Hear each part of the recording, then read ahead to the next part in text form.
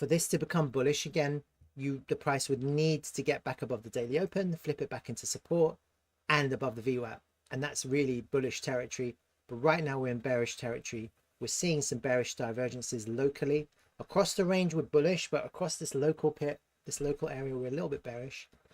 And we've seen some shorts, some big shorts have opened above the VWAP here, here, and a little here above the VWAP, short open there. And then also as the price was dropping, some more shorts have been opening. So we've got some shorts opening in this range, this local price drop. The price is underneath the daily open. That generally signifies bearish price action for today.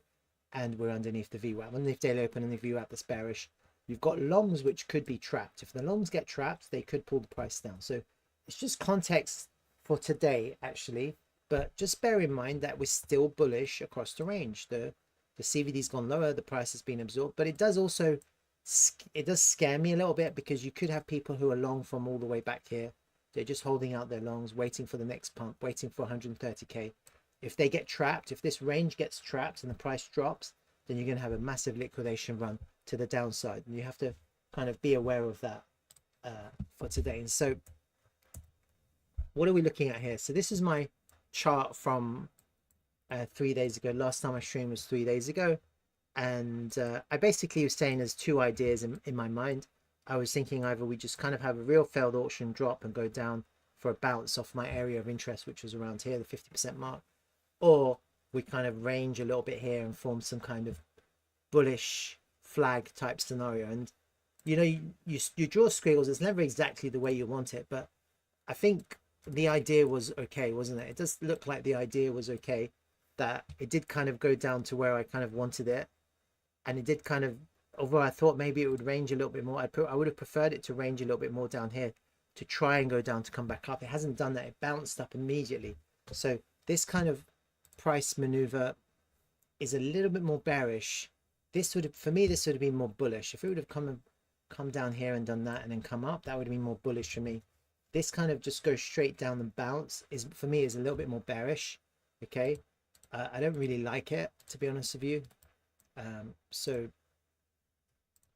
let's just hide these, because what you effectively have is an ABC up, you got an ABC down, and so possibly what you're looking for now is another is an ABC down, possibly like an ABC down. Where's that long idea that I had? Yeah, you could get an ABC down, you could potentially get another kind of bounce up, then you can get another final push down for a 5-wave corrective to the downside. It's possible, huh? Just to come into my area of interest, which I'm still interested in. But let me analyze that area of interest again. So what I'm going to do is what I always do is I'm just going to have a look at the volume. I'm going to look at the levels. I'm going to just look at the previous analysis that I had. Okay, and I had a short idea as well. So let me just kind of have a quickly look at the short idea. There you go. See that? See that? That was my short idea. I didn't take the short. I'm not trading right now. I've told, that's my disclaimer. I'm not trading right now, but I am putting forward trades that I would take. And so I had a short idea. I thought we could come up, down, back into the golden pocket. Reaction. That's a pretty good short, huh? It's a pretty good trade, huh? That short idea. And again, the target now is all the way back down where you would take that long. Okay, so oh, that short's a good one though. It's like a $1,500 up on that short, hitting the golden pocket, finding some bearish CVD. So we are in short territory now. Your invalidation is very clear to see. You have a very clear invalidation there. Yeah, if you're in a short, you're not expecting the price to zip up like that. So we are in short, but we are in short territory right now. So that was quite nice. I should put an alert next time when I have these trades. Maybe I'll take them. So that was quite a good trade setup, wasn't it? That short was quite a good one. Let me have a look at the volume. That's the local volume. Let's just have a look at the local volume, because that's quite important. Just when the price comes up into this range, this higher range here, Let's see if there's any changes. Not much changes. The price has fallen back into the value area. We've had a little mini failed auction into the, you see, this is bearish. Yeah, I'll show you. You come back into the golden pocket for a rejection. You have a swing failure of a previous pivot high here, and you're back into the range. You're back into the range of this value area. Yeah, see that? Look, we're back into the range. So that's quite bearish, isn't it? It's quite bearish where the price is failing to achieve higher prices. It's failing to find support of the value area. It's failing. These are mini failed auctions. This is quite bearish. Yeah, we are above the point of control. So the point of control is always acting. It's going to act as an SR flip. And if it doesn't, then we're going to be right back down here. Then it's going to act as a resistance, and then we're heading down. So right now you can see the volume. The point of control has moved up a little bit. That's a little bit bearish, a little bit more bearish. The value area is a little bit higher. So we've got a really tight range here, and we are still in flag territory. So I just want to make you aware of that. So I'm going to draw that in a second. But let me just kind of have a look at these other things right now. Where are the single prints? They're further down. That's fine. Let's have a look at the higher time frame. You've got this daily level. Let me just have a look at that daily level to see where it's thing. Okay, so it's a wash daily level. It's already been tapped of liquidity. So there's no liquidity there. You can see it's already been cleared of liquidity. That's from a few days ago, like 6 days ago. You have another daily level which has already been cleared. You see, slightly higher. So these are like 2 daily levels, but the liquidity of these levels have been cleared already. And we've got this other daily level that's been cleared. So right now what's happening is the price is clearing liquidity in this tight range. It's just kind of clearing liquidity, clearing liquidity, clearing liquidity. That's what's happening right now. So I'll just get rid of those now. If today is a green day, you're going to have a brand new daily level above the price. That's going to be quite bearish to have that. If it's a red day, we don't know yet, but it could be. Defage, hey mate, how's it going? Welcome. Thanks for joining. So yeah, it's looking quite bearish, but we are above the local point of control. Is there anything else that I want to have a look at? The MPOX. I will go back to the order flow. I will just kind of see if there's anything new on this. Yeah, we have a new naked point of control there. That's at 122720.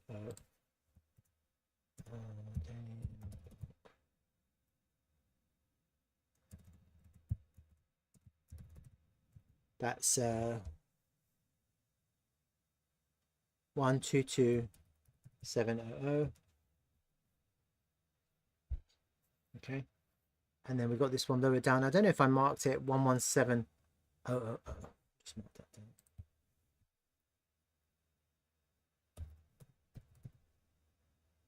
These are liquidity areas. I'll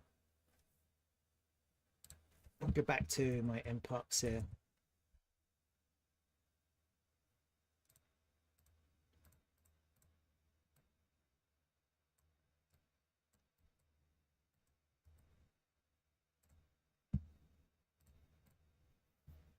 I'll mark them out. 122700.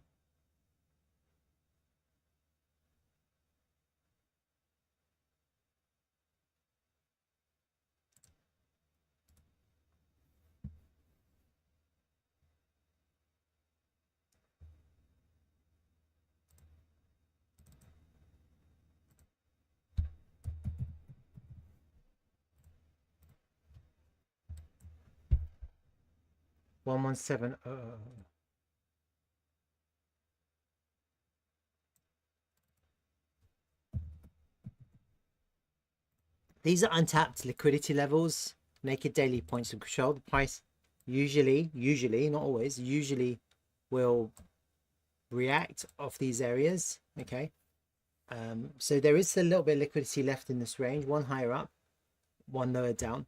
I'm actually like looking at this, I'm actually thinking something. Actually, I don't know, I am thinking it's quite, yeah, let's see.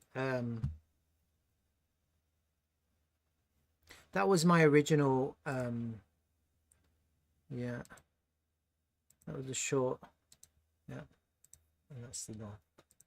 Okay.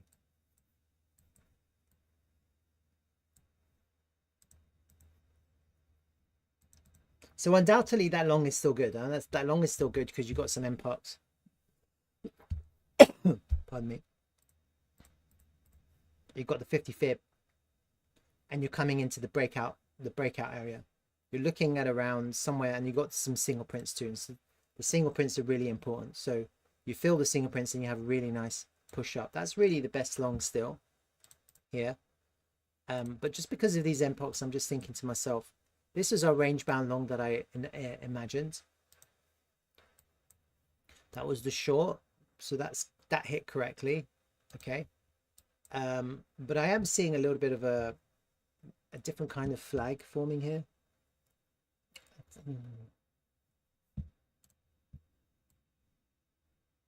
It's quite a steep one, isn't it? Don't really like it, to be honest with you. Let's try and do it differently.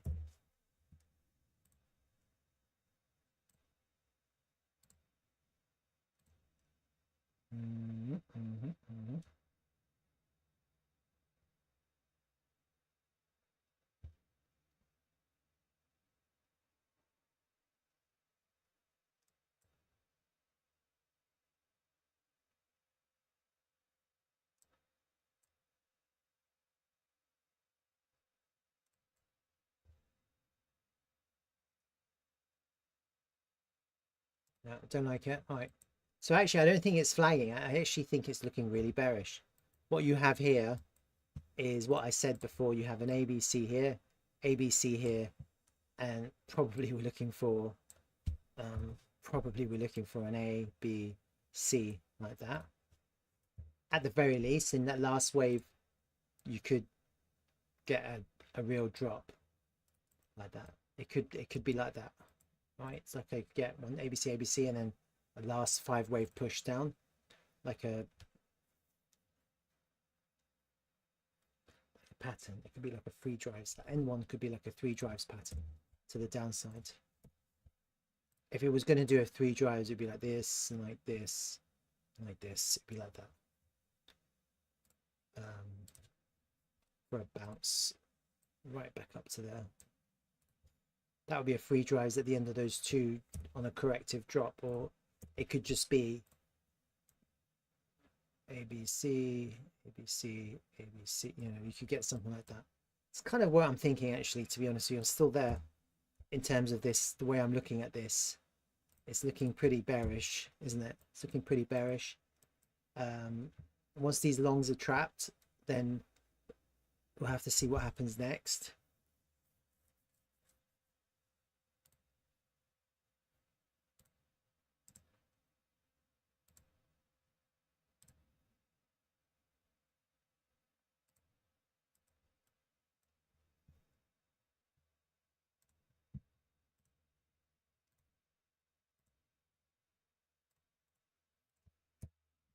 Let's have a look at this.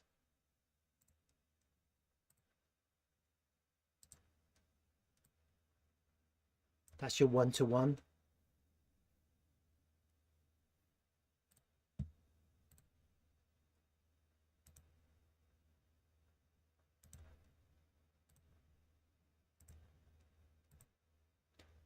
Like it topped, look, it topped out the 1.618 on the time pivot. Yeah, 1-to-1. It's a really nice area here for a scalp, just based on these fib extensions completing this pattern. But that, for me, that isn't the long. That would just be a scalp.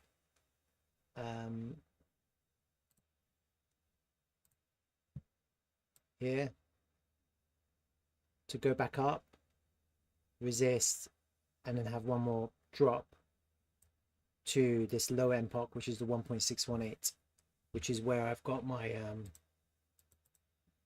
would fill the single prints completely.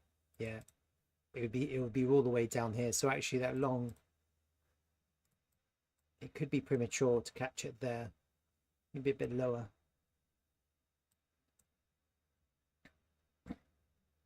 So you have a little scalp long there. You have a possibly a short back into the lows of this range, and then a push down for that's your real nice long. And then when you're longing there, it'll feel really bearish here, okay. But then actually it becomes bullish because you get a bounce. You get a really nice bounce. I'm just going to rename that directive to long. Let me get rid of that.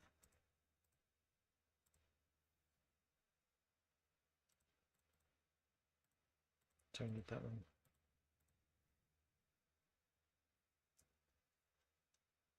Get really bearish here, but actually that will be the place to long.